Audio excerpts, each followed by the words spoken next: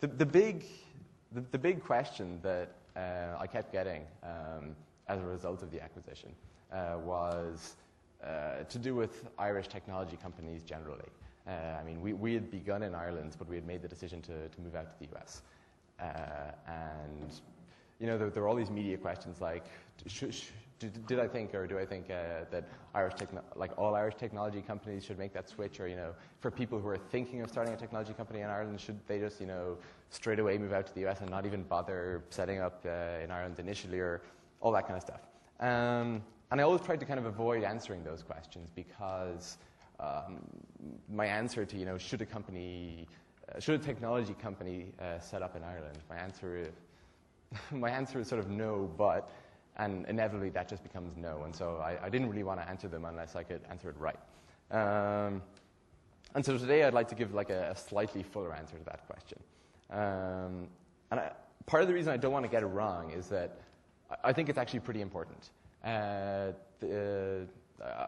was talking to a friend of mine about this back a couple of days ago, and he reminded me of the Lisbon Strategy, which was this EU document, you know, released in I think 2004, that sets out this sort of grand ambition for the European Union to produce, and I quote, the most dynamic and competitive knowledge-based economy in the world by 2010. And in identifying this knowledge-based economy, they explicitly name Silicon Valley as what they want to emulate. And what distinguishes Silicon Valley is obviously the huge number of successful technology companies. And all of those successful technology companies were at one point, you know, small startups. And so by saying that we want to create the world's premier knowledge-based economy in the EU, what they're really saying is we want to make sure we have lots of startups. And so I think it's pretty important that we sort of get the startup ecosystem right. And even though startup is kind of a funny term in the sense that, I know that people never seem to be completely clear on what it means, and yet, I mean, it's a fairly recent word. I think it's actually a pretty old concept, and, you know, this notion of there being, you know, risky, innovative, creative enterprises in which, I mean, people should invest small amounts of money with the prospect of a much larger return, I mean, has obviously been around for a long time. Especially, or in particular, I think startups are very relevant today with the dawn of computer-related startups. With something like, I don't know, biotech or, you know, even electronics companies. Startups are still a pretty good proposition, but they're reasonably expensive to establish. Whereas startups that basically are software companies have a really low activation energy. Almost anyone can get one going. And so for that reason, they're especially attractive to young people. And so over the last, I guess, 10 years or so, you see, well, 20 perhaps, there have been increasing number of young people starting startups. I think that's a really interesting phenomenon. And I think it's the numbers considering that path are going to grow. In particular with the current economic climate. Large companies are obviously you know, suffering right now and will continue to suffer for quite a while. But startups generally tend to do pretty okay in poor economic conditions. I mean, Google and eBay did really well during the last, you know, albeit brief recession, 2001. So I think startups in general over, say, the next couple of decades are going to be really important to young people and also to the economy as a whole. And especially over, you know, the next couple of years, just as we've like these rough economic times, I think it's a big deal. And so to come back to what I was saying a couple of minutes ago, like the blunt truth today is that starting a technology company in Ireland is not a particularly attractive proposition.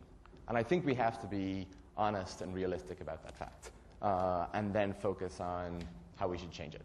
I think the biggest problem that exists in Ireland today is that you know, our investment community you know, could do with some improvement. But all these criticisms, I feel, you know, conceal actually an awful lot of optimism in the sense that Ireland is actually quite well positioned. You know, we've a reasonably well-educated population. We're fairly well off. We're a small country, and so we can enact change fairly quickly. And so I don't see any reason that Ireland cannot become, you know, the Silicon Valley of Europe. But with that said, there are significant problems. And as I mentioned, I think the investment scene is probably the biggest. I guess all of us have been reading quite a bit about finance for the past couple of weeks. And one of the most interesting things I read is that if you look at the, do you guys know the S&P 500 index? I'm sure most of you do. Right. So if you look at this, index of the 500 largest companies in the US, and look at the returns of this index over, say, the 10-year period between 1997 and 2006, you find that the average annual return on investment is 8.4%. But over the course of those, 3,650 days, if you miss out, or if you missed out on the 10 best performing days, the average annual return goes down from 8.4% to 3.2%, just by missing the best 10 days. And so if you invested $1,000 in 1997, and if you left that money invested for the entire period, you would have 2,400. If you missed out on those best 10 days, your returns go down to 1,300. Basically, your return is almost a third of what it would otherwise have been. And I think this is kind of the problem with the investment community in Ireland too. It tends to be quite risk averse. It does not value failure in the same way that investors in the US do. And so I think collectively in Ireland, this is something we really need to fix. The outliers, the really risky propositions, are where the great returns come from, and we don't value this enough in Ireland. Even though investment is a kind of, dry topic, I guess, I really think it's something that we actually should get kind of passionate about, for the reasons I was mentioning before about the growing importance of startups to young people and the economy generally and all the rest. And while the kind of risk profile and the people's different, or the community's differing appetites for risk is a big part of the problem. I think an even bigger one might be just the mindset generally.